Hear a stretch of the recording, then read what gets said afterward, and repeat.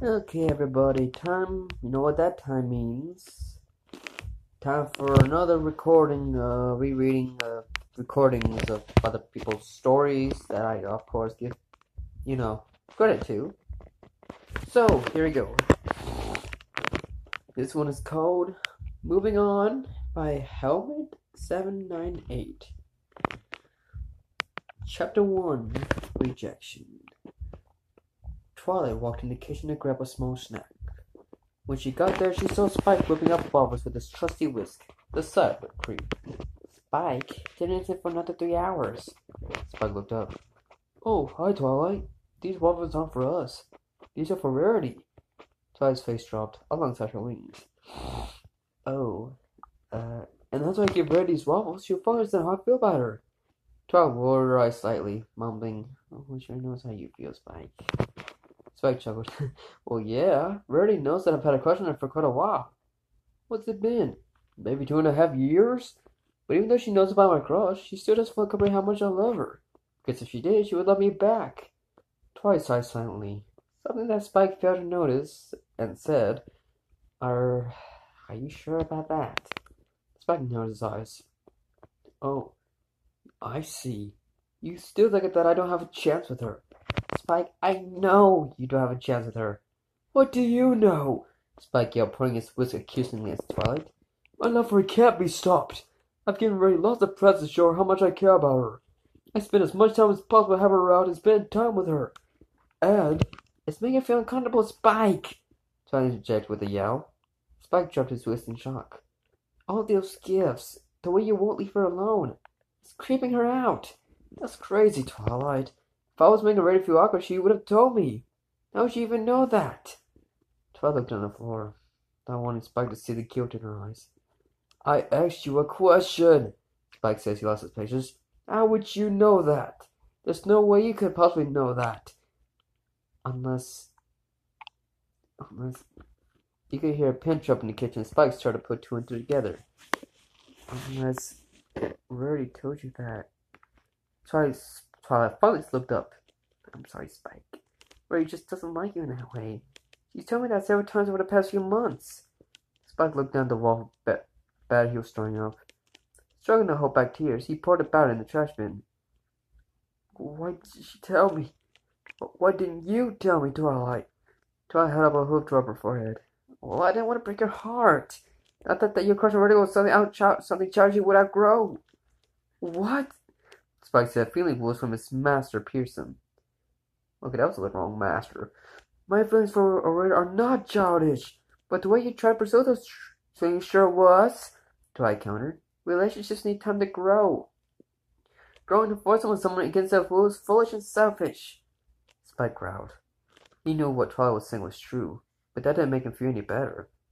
If anything, it made him feel worse, realizing how he treated the pony he loved. But, look, Twilight said with a sigh. I know this is hard to hear, but you will never be Rarity's special sun pony. Some dragon. I know that you feel angry, sad, bitter, and depressed right now. You can't dwell in those emotions. You need to move on, Spike. Spike looked at the bowl of whipped cream. He scraped the homemade dairy topping into the trash bin. Holding back tears, Spike responded, I'll do my best. Twilight also had to hold back tears, seeing her beloved assistant so downtrodden as he left the room. She was so concerned about how Spike was feeling that she completely ignored how Spike had done pretty good waffle batter and whipped cream instead of saving it for dinner. Starlight Glimmer looked down the hallway. She sighed slightly. Even after leaving the castle for nearly 2 months, she still had trouble navigating through the labyrinth-esque hallways and finding the room she was looking for.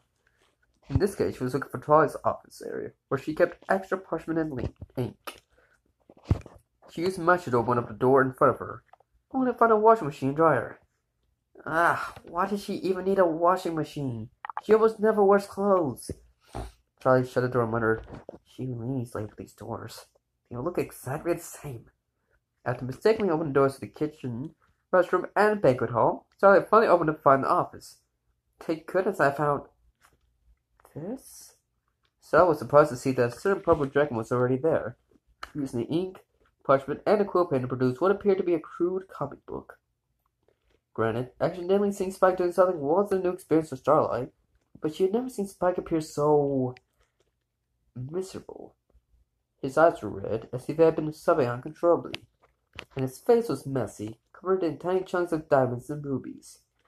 Starlight then noticed a huge pile of precious gems, and deduced that Spike must have been scarfing them down. Her hypothesis was confirmed. She saw the dragon grab a cloth full of precious stones and stuff them in his face. After wolfing down the rare minerals, Spike noticed they saw it in the obvious area. Oh, hi, Starlight. Spike, what in the crusher happened to you? The young dragon sighed. Well, today I recently see some bad news. I learned that a certain pony doesn't love me.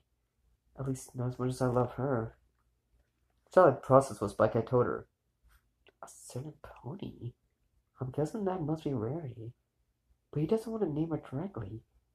Oh, poor thing, he was obviously smitten with her. Clearly. So, after receiving that terrible news, Spike continued, I locked myself up in my room and cried a bunch. Then I grabbed all these gems that I was going to give a certain pony and started comfort eating. But how did you end up here? Starlight asked. What's with these drawings you're working on? Well, I need a way to cope with my broken heart. So I'm making a fan comic of my favorite series, Power Ponies. Spike answered. It's going to be about how Hondrum, the underappreciated sidekick of the Power Ponies, realized that Radiance, who's one of the Power Ponies, would never love him the way that he loves her. Starlight sighed a bit. Spike, writing a comic that is a thinly veiled parallel of your own life story isn't going to solve your problems. Plus, what happens after you finish this fan comic? It's not like there's some form of magic community that lets you spread your story to other ponies. Spike responded. Well, even if it's a bad idea, how else will I deal with all this pain and heartbreak? None of my friends understand the pain of loving someone who don't love you and won't love you back. Well, except for who, Spike? Starlight asked innocently. Birdie. Spike said more to himself than Starlight. No longer able to suppress his feelings or tears, Spike started wailing.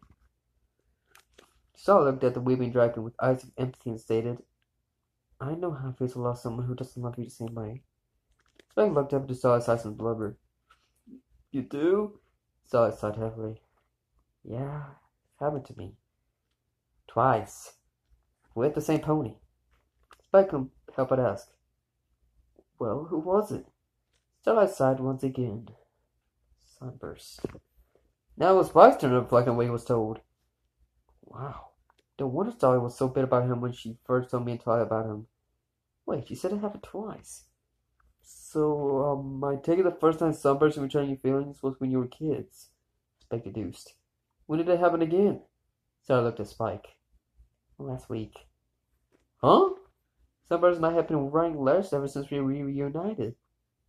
It was great, and my old feelings for him started to reignite. I want to take a relationship to the next level. I want to see if he would like to start a long-distance relationship with me. But what? Spike asked. Sally struggled to hold back the tears welling in her eyes. But last week I received a letter from Sunburst, eager to tell me about his new male friend. He sounds super duper happy in his new relationship, and part of me is happy my old friend is happy. But Sally's sense was surrounded by tears and sobbing. It didn't last long though. The unicorn sighed once again. So yeah, Spike. I know what it's like to be rejected by someone you love. Spike looked down. On top of the heartbreak he was dealing with, now he felt awful that his new friend also was going through an incredibly similar experience. Wow. Starlight, I didn't know. I'm so sorry that happened to you. A tiny smile appeared on Starlight's face. It's okay, Spike. I might be going through a lot emotionally, but I have friends to support me. Like you, just now. And Twilight has really encouraged me. I know that eventually, when I've grown enough, I'll make the right pony for me. I'm staying close to you, Spike. Starlight pulled Spike in for a hug. It's going to be okay.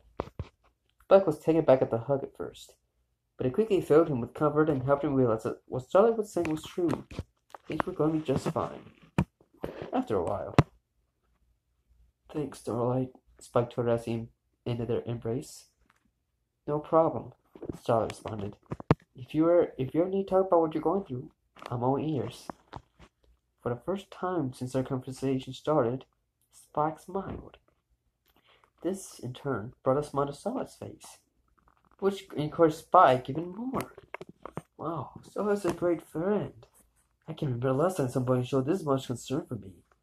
I'm glad I was able to cheer her up and see her lovely smile. Almost as lovely as that main style. It's gorgeous. Time froze for Spike. Sitting there for the first time, he saw the unicorn perform in a whole new light. Spike? Are you okay? Starlight asked. Spike? I have to go to the bathroom! Spike screamed suddenly as he ran out of the office. Too much information, Spike! Starlight yelled at the dragon, who was already long gone. Spike rushed into his bedroom. After locking the door, he plopped down in his bed and sighed. Why? Why does this have to happen now? So yeah, if you're one of my long-time readers, you may be wondering why I haven't updated my total drama fix in over a year. The short answer is I can do that while also attending college and working a part-time job. But now that I'm not working that part-time job, I have some more time to write. Woohoo, credits for you, dude. I don't know. I'll see if I can get a few new chapters of total drama fanfiction theater written before the end of August. But I want to focus my attention on this story for now. Speaking of the story, it actually started life in my head as a total drama one-shot about Cody. It would have been really depressing. I was going to write it last fall, but I never got around to it. Then, in spring, I thought about finally writing it, but as a multi-chapter story instead of a one-shot. But I couldn't find a way to expand it into an interesting, ongoing story. That's when I got the idea to make it an MLP story about Spike. Any reviews, compliments, or constructive criticisms are welcome.